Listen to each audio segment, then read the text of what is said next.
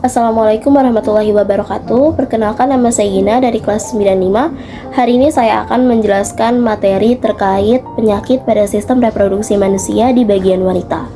Salah satu materi yang akan saya bahas adalah penyakit HIV. HIV adalah virus yang merusak sistem kekebalan tubuh dengan menginfeksi dan menghancurkan sel CD4. Jika makin banyak sel CD4 yang hancur, daya tahan tubuh akan semakin melemah sehingga rentan diserang berbagai penyakit. HIV yang tidak segera ditangani akan berkembang menjadi kondisi serius yang disebut AIDS.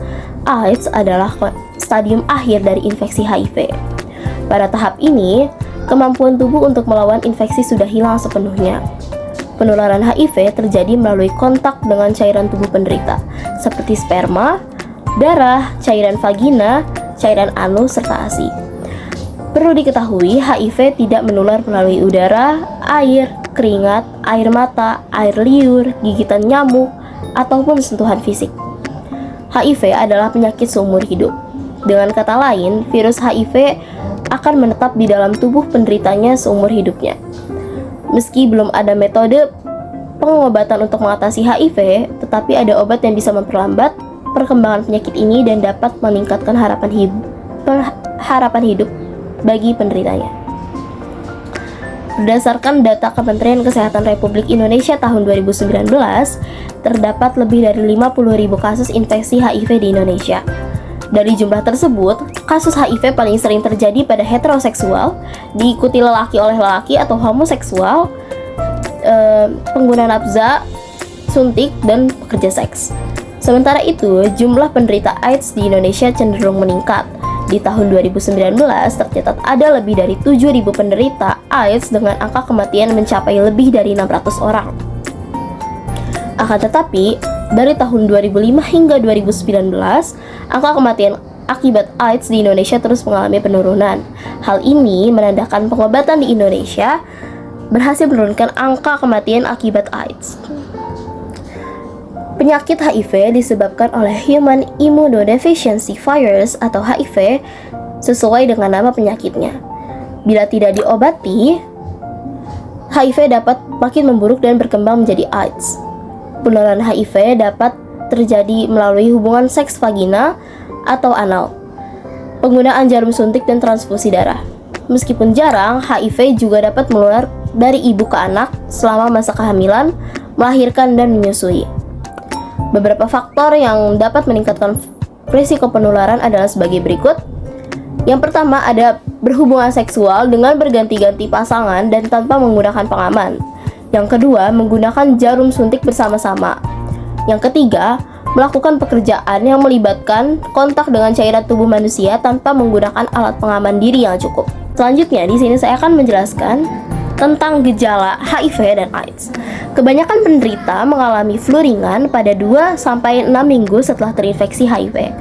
Flu bisa disertai dengan gejala lain dan dapat bertahan selama 1-2 minggu. Setelah flu membaik, gejala lain mungkin tidak akan terlihat selama bertahun-tahun, meski virus HIV terus merusak kekebalan tubuh pada penderitanya, sampai HIV berkembang ke stadium lanjut menjadi AIDS. Pada kebanyakan kasus, seseorang baru mengetahui bahwa dirinya terserang HIV setelah memeriksakan diri ke dokter akibat terkena penyakit parah yang disebabkan oleh melemahnya daya tahan tubuh. Penyakit parah yang dimaksud antara lain diare kronis, pneumonia, atau toksoplasmosis otak. Lalu, masa inkubasi HIV atau Human Immunodeficiency Virus di dalam tubuh bisa bervariasi pada tiap pengidapnya. Meski begitu, pada masa inkubasi ini terjadi rata-rata sekitar 2-4 minggu setelah terinfeksi. Di sini, pemicu HIV juga adalah bergonta-ganti pasangan dalam melakukan hubungan seksual serta tidak menggunakan alat kontrasepsi, menggunakan jarum suntik yang telah dipakai oleh orang lain, dan menggunakan alat makan bersama-sama dengan penderita HIV serta transfusi darah yang alatnya tidak steril.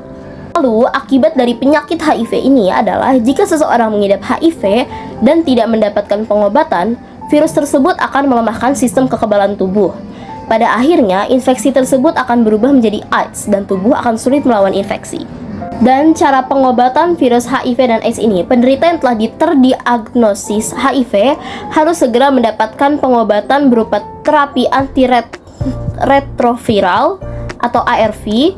ARV bekerja mencegah virus HIV bertambah banyak sehingga tidak menyerang sistem kekebalan tubuh lainnya. Lalu pencegahan yang dapat dilakukan untuk HIV dan AIDS ini adalah dengan tidak melakukan hubungan seks sebelum menikah, tidak bergonta-ganti pasangan seksual, yang ketiga menggunakan kondom saat berhubungan seksual, yang keempat menghindari penggunaan narkoba terutama jenis suntik, dan yang kelima mendapatkan informasi yang benar terkait HIV.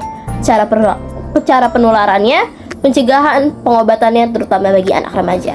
Sekian dari saya atas semua materi yang telah saya sampaikan. Terima kasih sebelumnya. Wassalamualaikum warahmatullahi wabarakatuh.